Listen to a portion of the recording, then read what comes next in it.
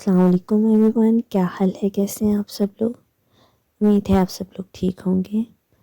آج کی پیر کامل کے ایپیسوڈ سٹارٹ کرتے ہیں۔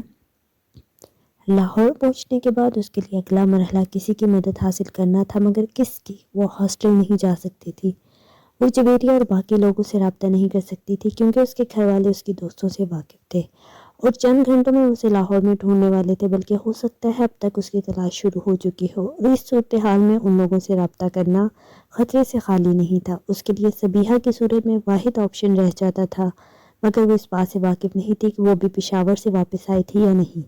صبیحہ کے گھر پر ملازم کے سوا اور کوئی نہیں تھا، وہ لوگ ابھی پشاور میں ہی تھے۔ واپس کب آئیں گے؟ اس نے ملازم سے پوچھا۔ وہ اسے جانتا تھا۔ کیا آپ کے پاس وہاں کا فون نمبر ہے؟ اس نے قدر مایوسی کے عالم میں پوچھا۔ جی ہاں، وہاں کا فون نمبر میرے پاس ہے، ملازم نے اس سے کہا۔ وہ آپ مجھے دے دیں، میں فون پر اس سے بات کرنا چاہتی ہوں۔ اسے کچھ تسلی ہوئی۔ ملازم اسے اندر لے آیا۔ ڈرائنگ روم میں اسے بٹھا کر اس نے وہ نمبر لا دیا۔ اس نے موبائل پر وہیں بیٹھے بیٹھے صبیحہ کو رنگ کیا۔ فون پشاور میں گھر کے کسی فرد نے اٹھایا تھا اور اسے بتایا کہ صبیحہ باہر گئی ہوئی ہے۔ امامہ نے فون بند کر دیا۔ صبیحہ سے میری بات نہیں ہو سکی، میں کچھ دیر بعد اسے دوبارہ فون کروں گی، اس نے پاس کھڑے ملازم سے کہا۔ تب تک میں یہیں بیٹھوں گی۔ ملازم سر ہلاتے ہوئے چلا گیا۔ اس نے 1 گھنٹے بعد دوبارہ صبیحہ کو فون کیا۔ وہ اس کال پر حیران تھی۔ اس نے مختصر طور پر اپنا گھر چھوڑ آنے کے بارے میں بتایا۔ اس نے اسے سالار سے اپنے نکاح کے بارے میں نہیں بتایا کیونکہ وہ نہیں جانتی تھی صبیحہ اس معاملے کو کس طرح دیکھے گی۔ امامہ، تمہارے لیے سب سے بہتر یہ ہے کہ تم اس معاملے میں کورٹ سے رابطہ کرو، تبدیلی مذہب کے حوالے سے پروٹیکشن مانگو۔ صبیحہ نے اس کی ساری گفتگو سننے کے بعد کہا، میں یہ کرنا نہیں چاہتی۔ کیوں؟ صبیحہ، میں پہلے ہی اس مسئلے کے بارے میں بہت سوچ چکی ہوں۔ تم میرے پاپا کی پوزیشن اور اثر و رسوخ سے واقف ہو۔ پریس طوفان اٹھا دے گا، میری فیملی کو بہت ساری پریشانیوں کا سامنا کرنا پڑے گا۔ میں تو یہ نہیں چاہتی کہ میرے گھر پر پتھراؤ ہو، میری وجہ سے میرے گھر والوں کی زندگی کو خطرہ ہو۔ آج تک جتنی لڑکیوں نے اسلام قبول کر کے کورٹ پروٹیکشن لینے کی کوشش کی ہے، ان کے ساتھ کیا ہوا ہے؟ کورٹ دارالمان بھجوا دیتی ہے، وہ جیل بھجوانے کے مترادف ہے۔ کیس کا فیصلہ کتنی دیر تک ہو کچھ پتہ نہیں۔ گھر والے ایک کے بعد ایک کیس فائل کرتے رہتے ہیں، کتنے سال اس طرح گزر جائیں گے کچھ پتہ نہیں ہوتا۔ اگر کسی کو کورٹ آزاد رہنے کی اجازت دے بھی دے تو وہ لوگ اتنے مسئلے کھڑے کرتے رہتے ہیں کہ بہت ساری لڑکیاں واپس گھر والوں کے پاس چلی جاتی ہیں۔ میں نہ تو دارالمان میں اپنی زندگی برباد کرنا چاہتی ہوں، نہ ہی لوگوں کی نظروں میں آنا چاہتی ہوں۔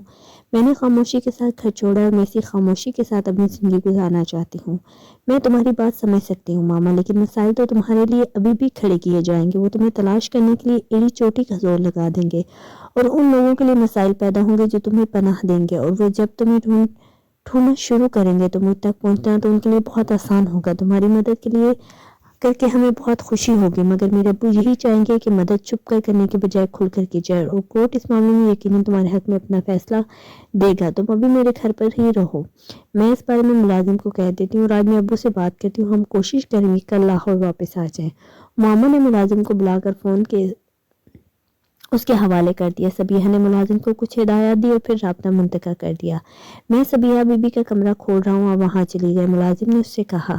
وہ صبیحہ کے کمرے میں چلی گئی، مگر اس کی تشویش اور پریشانی میں اضافہ ہو گیا تھا۔ وہ صبیحہ کے نقطہ نظر کو سمجھ سکتی تھی۔ وہ یقیناً یہ نہیں چاہتی تھی کہ خود صبیحہ اس کی فیملی پر کوئی مصیبت آئے۔ اس معاملے میں صبیحہ کے اندیشے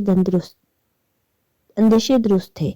اگر مبین ہاشم کو یہ پتہ چل جاتا کہ اسے صبیحہ کی فیملی نے پناہ دی تھی تو وہ ان کے ذہنی دشمن بن جاتا۔ شاید اس لیے صبیحہ نے اسے قانون کی مدد لینے کے لیے کہا تھا، مگر یہ راستہ اس کے لیے زیادہ دشوار تھا۔ جماعت کے اتنے بڑے لیڈر کی بیٹی کا اس طرح مذہب چھوڑ دینا پوری جماعت کے منہ پر تمانچے کے مترادف تھا۔ وہ جانتے تھے کہ اس سے پورے ملک میں جماعت اور خود ان کے خاندان کو کتنی ذکر پہنچے گی۔ وہ اس سے بےعزتی سے بچنے کے لیے کس حد تک جا سکتے تھے، ماما جانتی نہیں تھی مگر اندازہ کر سکتی تھی۔ وہ صبیحہ کے کمرے میں داخل ہو رہی تھی جب اس کے ذہن میں ایک دھماکے کے ساتھ سیدہ مریم ثبت علی کا خیال آیا تھا۔ وہ صبیحہ کے دوست اور کلاس فیلو تھی۔ وہ اسے کئی بار ملتی رہی تھی۔ اس بار صبیحہ کے گھر پر ہی مریم اس کے قبول اسلام کو پتہ چلا تھا۔ وہ شاید صبیحہ کی واحد دوست تھی جسے صبیحہ نے امامہ کے بارے میں بتا دیا تھا، اور مریم بہت حیران نظر آئی تھی۔ تمہیں اگر کبھی کسی مدد کی ضرورت ہوئی تو مجھے ضرور بتانا، بلکہ بلا جھجک میرے پاس آ جانا، اس نے بڑی گرمجوشی کے ساتھ امامہ کے ساتھ ہاتھ ملاتے ہوئے کہا۔ بعد میں بھی اسے امامہ سے ہونے والی ملاقاتوں میں وہ ہمیشہ اس سے گرمجوشی سے کے ساتھ ہی ملتی رہی. وہ نہیں جانتی تھی کہ اس کا یوں خیال کیوں آیا تھا، وہ کس حد تک اس کی مدد کر سکتی تھی، مگر اس وقت اس نے اس سے بھی رابطہ کرنے کا فیصلہ کیا. اس نے موبائل سے فون کرنا چاہا مگر موبائل کی بیٹری ختم ہو چکی تھی. اس نے اسے ریچارج کرنے کے لیے لگایا اور خود لاؤنج میں آ کر اپنی ڈائری سے مریم کا نمبر ڈائل کرنے لگی. فون ڈاکٹر ثبت علی نے اٹھایا. میں مریم سے بات کرنا چاہتی ہوں، میں ان کی دوست ہوں. اس نے اپنا تعارف کروایا. اس نے پہلی بار مریم کو فون کیا تھا. میں بات کرواتا ہوں. انہوں نے فون ہولڈ رکھنے کا کہا. کچھ سیکنڈ کے بعد امامہ نے دوسری طرف مریم کی آواز سنی. ہیلو مریم، میں امامہ بات کر رہی ہوں. امامہ ہاشم، مریم نے حیرانی سے پوچھا. ہاں، مجھے تمہاری مدد کی ضرورت ہے. وہ اسے اپنے بارے میں بتا دی گئی. دوسری طرف مکمل خاموشی تھی. جب اس نے بات ختم کی تو مریم نے کہا، تم اس وقت کہاں ہو؟ میں سبیہ کے گھر پر ہوں، مگر سبیہ کے گھر پر کوئی نہیں ہے. سبیہ پشاور میں ہے. اس نے سبیہ کے ساتھ ہونے والی گفتگو کے بارے میں اسے نہیں بتایا. تم وہی رہو، میں ڈرائیور کو بھجواتی ہوں. تم اپنا سامان لے کر اس کے ساتھ آ جاؤ. میں اتنی دیر میں اپنے امی ابو سے بات کرتی ہوں. اس نے فون بند کرتے ہوئے کہا. یہ صرف اتفاق تھا کہ اس نے ڈاکٹر ثبت کے گھر کی جانے والی کال سالار کے موبائل سے نہیں کی تھی، ورنہ سکندر عثمان ڈاکٹر ثبت علی کے گھر بھی پہنچ جاتے. اور اگر امامہ کو یہ خیال آ جاتا کہ وہ موبائل کے بل سے اسے ٹریس آؤٹ کرنے کی کوشش کریں گے تو وہ لاہور آ کر ایک بار بھی موبائل استعمال نہ کرتی. یہ ایک اور اتفاق تھا کہ ڈاکٹر ثبت علی اپنے آفس کی گاڑی اور ڈرائیور کو اسے لینے کے لیے بھجوایا تھا، ورنہ سبیہ کا ملازم مریم کی گاڑی اور ڈرائیور کو پہچان لیتا، کیونکہ مریم اکثر وہاں آیا کرتی تھی. اور سبیہ کے ساتھ ساتھ وہ لوگ بھی یہ جان جاتے کہ وہ سبیہ کے گھر سے کہاں گئی تھی. آدھا گھنٹہ بعد ملازم نے گاڑی آنے کی اطلاع دی. وہ اپنا بیگ اٹھانے لگی. کیا آپ جا رہی ہیں؟ ہاں، مگر سبیہ بھی تو کہہ رہی تھی کہ آپ یہاں رہیں گی. نہیں، میں جا رہی ہوں. اگر سبیہ کا فون آئے تو اسے بتا دیں کہ میں چلی گئی ہوں. اس نے داستہ طور پر اسے یہ نہیں بتایا کہ وہ مریم کے گھر جا رہی تھی. وہ پہلی بار مریم کے گھر گئی تھی. اس کا خیال تھا کہ وہاں جا کر اسے ایک بار پھر مریم اور اس کے والدین کو اپنے بارے میں سب کچھ بتانا پڑے گا. وہ ذہنی طور پر خود کو سوالوں کے لیے تیار کر رہی تھی، مگر ایسا کچھ بھی نہیں ہوا تھا. ہم لوگ تو ناشتہ کر چکے ہیں، تم ناشتہ کر لو. مریم نے پورچ میں اس کا استقبال کیا تھا اور اسے اندر لے جاتے ہوئے کہا. اندر لاؤنج میں ڈاکٹر ثبت علی اور ان کی بیوی سے اس کا تعارف کروایا گیا. وہ بڑے اتفاق سے ملے. امامہ کے چہرے پر اتنی سراسمگی اور پریشانی تھی کہ ڈاکٹر ثبت علی کو اس پر ترس آیا. میں کھانا لگواتی ہوں مریم، تم اسے اس کا کمرہ دکھاؤ تاکہ یہ کپڑے چینج کر لے. ثبت علی کی بیوی نے مریم سے کہا. وہ جب کپڑے بدل کر آئی تو ناشتہ لگ چکا تھا. اس نے خاموشی سے ناشتہ کیا. امامہ، اب آپ جا کر سو جائیں، میں آفس جا رہا ہوں. شام کو واپسی پر ہم آپ کے مسئلے پر بات کریں گے. ڈاکٹر ثبت علی نے اسے ناشتہ ختم کرتے دیکھ کر کہا. مریم، تم اسے کمرے میں لے جاؤ. وہ خود لاؤنج سے نکل گئے. وہ مریم کے ساتھ اپنے کمرے میں چلی آئی. امامہ، اب تم سو جاؤ. تمہارے چہرے سے لگ رہا ہے کہ تم پچھلے کئی گھنٹوں سے نہیں سوئی. عام طور پر تھکن اور پریشانی میں نیند نہیں آتی اور تم اس وقت اس کا شکار ہوگا. میں تمہیں کوئی ٹیبلٹ لا کر دیتی ہوں. اگر نیند آ گئی تو ٹھیک، ورنہ ٹیبلٹ لے لینا. وہ کمرے سے باہر نکل گئی. کچھ دیر بعد اس کی واپسی ہوئی. پانی کا گلاس اور ٹیبلٹ بیڈ سائڈ ٹیبل پر رکھتے ہوئے اس نے کہا.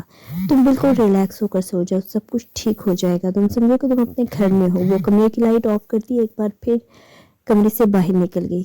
صبح کے 9:30 بج رہے تھے، مگر ابھی تک باہر بہت دھند تھی اور کمرے کی کھڑکیوں کے پردے ہونے کی وجہ سے کمرے میں اندھیرا کچھ اور گہرا ہو گیا تھا. اس نے کسی معمول کی طرح ٹیبلٹ پانی کے ساتھ نکل لی.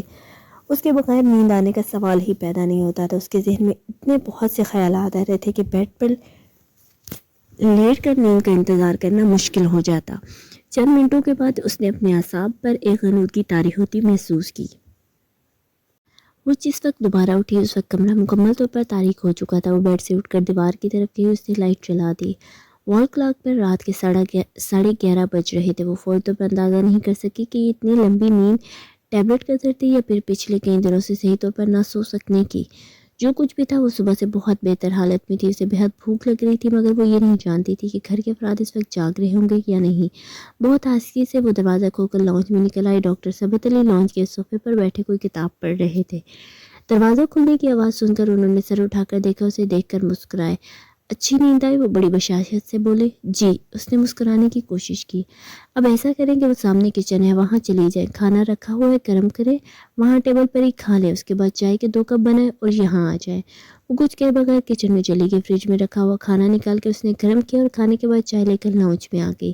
چائے کا 1 کپ بنا کر اس نے ڈاکٹر ثبت علی کو دیا۔ وہ کتاب میز پر رکھ چکے تھے، دوسرا کپ لے کر وہ ان کے بالمقابل دوسرے صوفے پر بیٹھ گئی۔ وہ اندازہ کر چکی تھی وہ اس سے کچھ باتیں کرنا چاہتے تھے۔ چائے بہت اچھی ہے، انہوں نے 1 سپ لے کر مسکراتے ہوئے کہا۔ وہ اتنی نروس تھی کہ ان کی تعریف پر مسکرا بھی نہ سکی، شکریہ ادا کر سکی، نہ ہی شکریہ ادا کر سکی۔ وہ صرف انہیں دیکھتی رہی۔